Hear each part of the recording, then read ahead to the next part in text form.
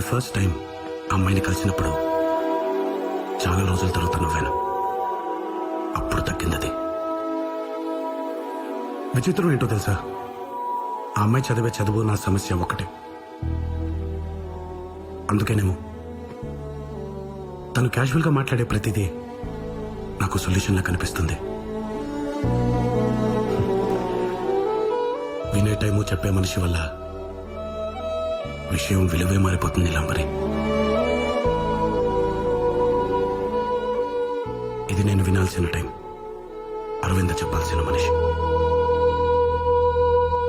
ఇగో అబ్బాయిలు, ఈ ఇల్లు నీది కాదు, నీది కాదు, కోర్టుది. కోటుదా?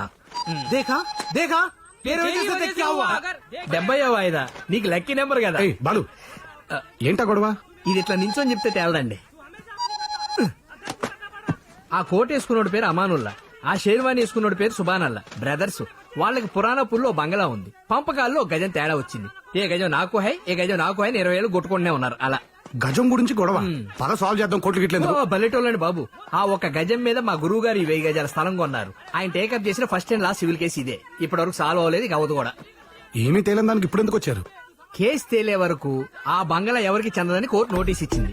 ఆ నోటీసులు తీసుకెళ్ళడానికి వచ్చారు. అయ్యయ్యో, పాపం ఇల్లు లేకపోతే ఎక్కడుంటారు? అయ్యో, దానికి ఏం లోట్లేదండి.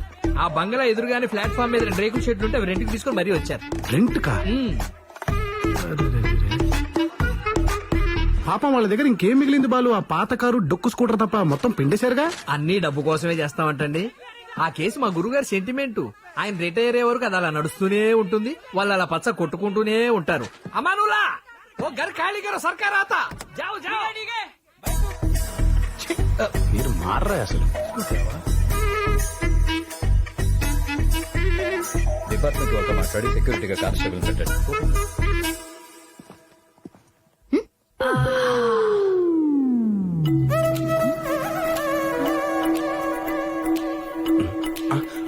అరవింద్ గారు, మీరు విడివిడిగా చూడకండి, కామం కనిపిస్తుంది. అదే కలిపి చూసారనుకోండి, కామన్ గా ఉంటుంది. నేను బయటికెళ్ళాలి. వస్తావా? ఇంకా ఏమైనా క్రాంప్ తీయాలా? తను చిన్నప్పటి నుంచి అంతే రాఘవ. ఎవరన్నాతో మాట్లాడితే చాలు వాళ్ళు లాగేసుకుంటుంది. వెళ్ళవయ్యా బాబు, మళ్ళీ నా ప్రాణం తింటది. వెళ్ళు వెళ్ళు. రైట్ కెళ్దాం. లెఫ్ట్కి వెళ్ళాలి కదా. ఆహా, ఇటు ట్రాఫిక్ ఎక్కువ ఉంది. Okay, right కెళ్దాం.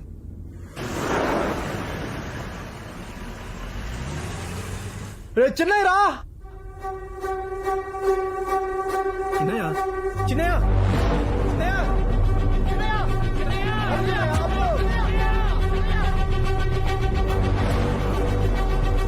అవి నాకు చిన్న పనుంది, నువ్వు డ్రైవ్ చేసుకుని వెళ్ళిపోతావా? చూసుకుని వచ్చేస్తాను. ఇలా సడన్ ప్రోగ్రామ్స్ పెట్టక Raghava. I don't like all this. ఈ ఒక్కసారి కవి ప్లీజ్. సరే వెళ్ళు.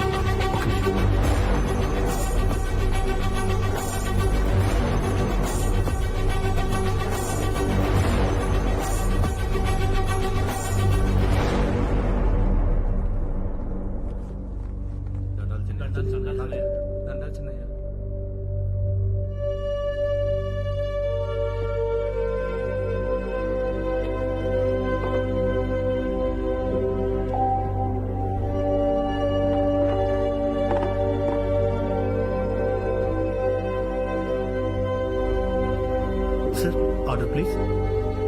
వాళ్ళకు అర్థం కాదు, నాకు ఓపిక లేదు.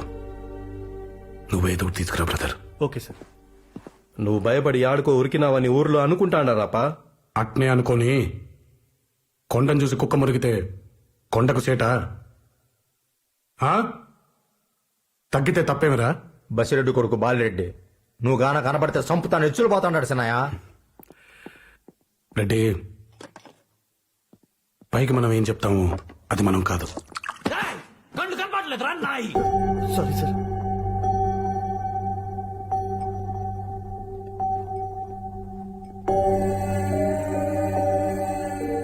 బాలరెడ్డిది కోపం కాదప్పా, భయం.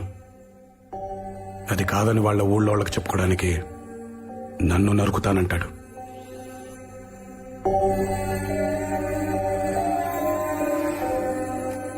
ప్రేమకైనా పగకైనా ఓ మొహం కావాలి రామరెడ్డి. అందుకే నా మొహం తప్పించిన శత్రు లేకుండా ఎన్ని దినాలు వాళ్ళ గాళ్ళు కత్తులు తిప్పేది. మా జేజీ నరకటం నీ లక్షణం రానింది. అవలక్షణం లేక మనమండి కదా, అది మార్చుకుందామనే పెళ్ళాం పిల్లలతో మీరు బ్రతకడం నేర్చుకుంటారనే ఇల్లుని అయ్యలేని అమ్మను వదిలేసి వచ్చేసిన.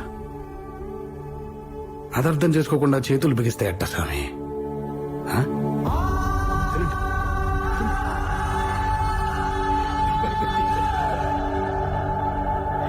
నోరు జాడడం చిన్నయ్య బంధించు. కూసన్నా. రా. Sorry brother. ప్రతి మనిషి ఓ బాంబు సన్నా, ఊరికే పేల్చకాకండి. లే, ఇక్కడంతగా నచ్చినట్లేదు, దారలేదని తినిపోండి.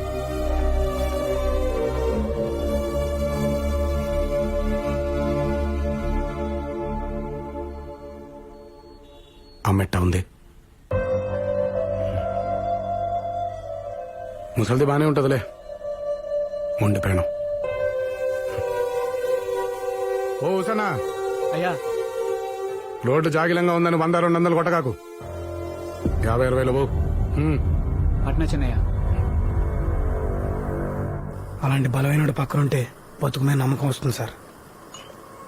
ఎంత బలమైనోడైనా ఏదో టైంలో చిన్న పొరపాటు చేస్తాడు సుదర్శన్ గారు. రాఘవరెడ్డి కూడా అలాంటి పొరపాటే చేశాడు. మా నాకు స్కూల్ మ్యాగజైన్ కోసం ఒక మంచి కథ కావాలి. కథలు నా దగ్గర ఎక్కడుంటాయిరా? ప్లీజ్.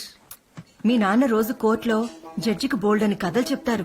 క్లయింట్ దగ్గర ఎంత కమిషన్ నొక్కేసావయ్యా అని అడగగానే అయ్యో నాకేమిస్తానండి అని మన బాబు చెప్తారు చూసావు, అవి కథలంటే. ఆదివారం నాడు కాలేజ్ ఏంటి అని మీ నాన్నగారు అడగగానే ప్రైవేట్ క్లాస్ కదా డాడీ అని మొదలెట్టి అందుకే కంపల్సరీ వెళ్ళాలి అని పూర్తి చేస్తాం. ఆ మధ్యలో ఉండేది అద్భుతమైన కథ. అది మాలాంటి వాళ్ళు కాదు, వెళ్ళి మీ రెండో ఒకరు అడుగు ఎరగదేస్తాయి. నేను పార్టీకి వెళ్ళాలి, ఒకసారి డ్రెస్ ఇస్తావా అని అడిగితే అర్రే ఎక్కడ పెట్టానో మర్చిపోయానే అని అక్క చెప్తుంది చూసావా, అవిరా గ్రేట్ స్టోరీస్ అంటే. వెళ్ళిదాన్ని అడుగు. కథలంటే బాగా ఖాళీగా ఉన్నోళ్ళు చెప్తారా, మన ఇంట్లో అంతా గోళ్లు గిల్లుకుంటూ కూర్చున్న వాళ్ళు ఎవరున్నారు? రాఘవ, మా తమ్ముడికి స్కూల్ మ్యాగజైన్ కోసం కథ కావాలంట, చెప్తావా? నేనా? ప్లీజ్. ఒక క్యూట్ ఫ్యామిలీ, అమ్మ నాన్న అక్క చెల్లి. ఈ అక్క ఒక అబ్బాయిని లవ్ చేసింది, కానీ ఆ అబ్బాయికి చెల్లికి కెమిస్ట్రీ కుదిరేసింది. ఇప్పుడు ఈ చెల్లెలు ఇంకో వేరే ఎవరితోనో ఫిజికల్ గా ఇన్వాల్వ్ అయిపోయింది. రాఘవ, ఆ? కెమిస్ట్రీ ఫిజిక్స్ లేకుండా కథ చెప్పలేవా? ఏదైనా కథ చెప్తే మనదే ఉండాలి.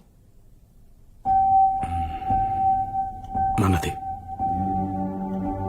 చోటు, ఒక కథ చెప్తా, రాసుకో. ఓకే. ఈ కథ పేరు మొండి కత్తి. అనగనగా కోసల అనే రాజ్యం ఉండేది. ఆ రాజ్యానికి నాగార్జునుడు రాజు. పక్కనే ఇంకో రాజ్యం ఉంది.